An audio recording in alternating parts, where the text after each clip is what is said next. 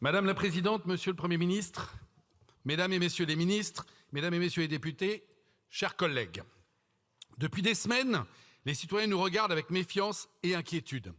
Ils sont là, voire en colère. Dans ma circonscription, dans les Yvelines, j'ai pu rencontrer des habitants de tous bords politiques qui avaient un seul et même message. À l'Assemblée nationale, entendez-vous enfin?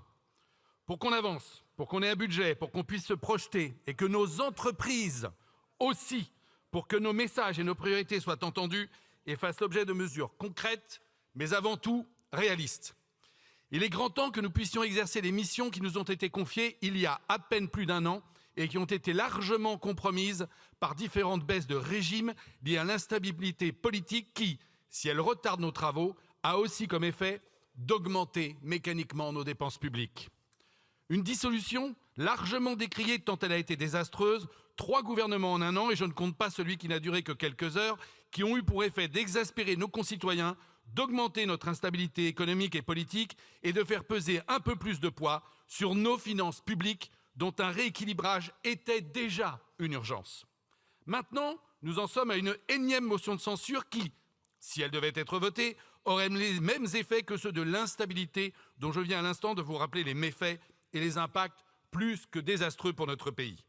Dans ce contexte, et c'est dans ce contexte, qu'une très large majorité des députés du groupe Lyotte ne votera pas cette censure.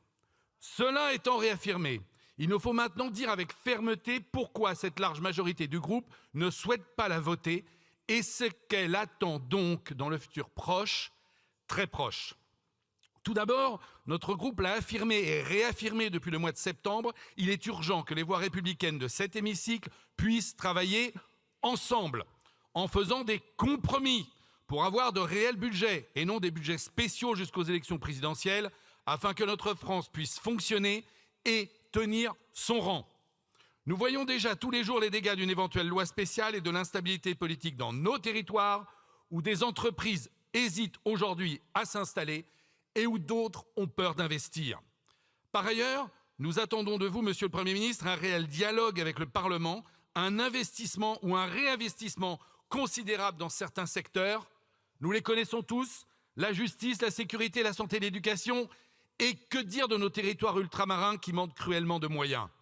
Ils deviennent une source de tension et d'exaspération pour nos concitoyens. Sur le sujet particulier des retraites, le groupe Lyotte défend depuis longtemps la suspension de la réforme de 2023, mais afin d'organiser une conférence de financement. Aussi, nous accueillons avec bienveillance, mais aussi avec beaucoup d'attentes, votre volonté de la suspendre. Il ne s'agit pas seulement d'attendre 2027 sur ce sujet, bien que les élections présidentielles devront également donner un nouveau souffle à ce débat. Mais il s'agit aussi dès aujourd'hui de travailler avec sérieux et surtout avec écoute de nos concitoyens, mais aussi des partenaires sociaux, pour une réelle refonte visant à la fois à protéger notre modèle social en assurant la pérennité de son financement à long terme dans le contexte démographique que nous connaissons et que personne ne peut nier. Nous attendons également de vous que les débats qui s'annoncent puissent amener à une plus grande justice fiscale. Il n'est pas possible de toujours faire reposer des efforts sur les mêmes. Beaucoup de nos concitoyens ne comprennent plus pourquoi ils travaillent quand ils ont des problèmes pour se soigner, pour se loger, voire pour se nourrir. Leur pouvoir d'achat diminue quand ils voient pourtant que les plus grandes fortunes s'enrichissent davantage chaque année. Dans ce contexte, il est indispensable que les plus fortunés contribuent davantage à l'effort, mais pour autant, sans impacter le capital productif, mais également pour que le travail paye plus.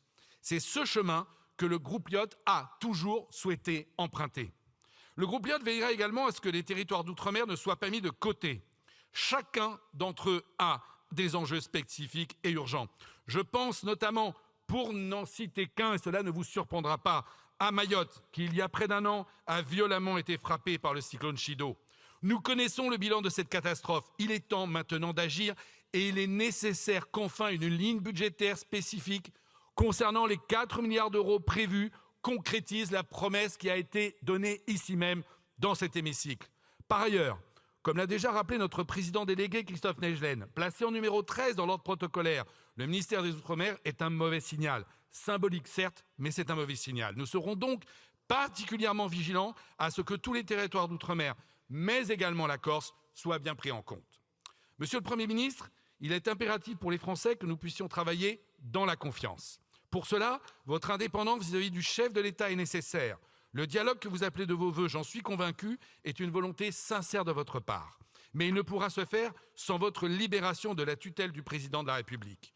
Nous ne pouvons accepter qu'il remette d'ailleurs la responsabilité de l'instabilité sur le Parlement, quand elle est indiscutablement le fruit infructueux d'une mauvaise décision, la dissolution de 2024, qui de plus a été une décision prise seule et pour de mauvaises raisons, et qui a coûté, selon l'OFCE, plus de 14 milliards d'euros à la France. Sa récente déclaration, malheureusement, ne l'honore pas et il ne faudrait pas qu'elle soit le moteur, dans l'ombre, des ressentiments, des débats qui vont bientôt démarrer ici et qui sont plus que nécessaires pour notre pays. Nous ne pouvons pas nous contenter de promesses. Nous devons donc poser des actes concrets, construire en commun dans l'intérêt seul et unique des Français. C'est un appel que je vous lance à vous, mais également à tous nos collègues.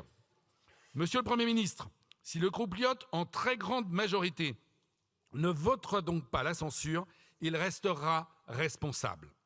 Mais si à l'avenir, le dialogue que nous souhaitons construire avec vous et votre gouvernement pour faire face aux urgences devait être rompu, notre décision d'aujourd'hui pourrait être différente demain, quand bien même nous avons le plaisir de voir sur le banc des ministres notre cher collègue, ami et ancien président de groupe, Laurent Pagny-Fous. Nous restons un groupe d'opposition, mais qui se veut, comme il l'a toujours été, constructif. Nous espérons que cette position d'opposition constructive permettra d'alimenter des débats sincères, amenant à des mesures justes et à un budget le plus équilibré possible dans ces circonstances politiques particulières. Vous avez souhaité renoncer à l'article 49, alinéa 3 de la Constitution. C'est une première étape vers une écoute sincère de votre part. Néanmoins, il faut aussi que durant les débats, les propositions que nous ferons les uns et les autres puissent également être entendues et appréciées. Aller jusqu'au bout des échanges, sans prendre en considération les propositions de tous, n'aboutirait à aucune mesure efficace pour notre pays et continuerait à alimenter la méfiance de nos concitoyens. Donnons un budget juste à notre pays. Et je fais ici le vœu que les débats dans notre Parlement aboutissent à des propositions réalistes et évitant, comme on l'a connu l'an dernier, toute surenchère financièrement délirante. En résumé, je n'ai qu'une chose à dire, au travail. Je vous remercie.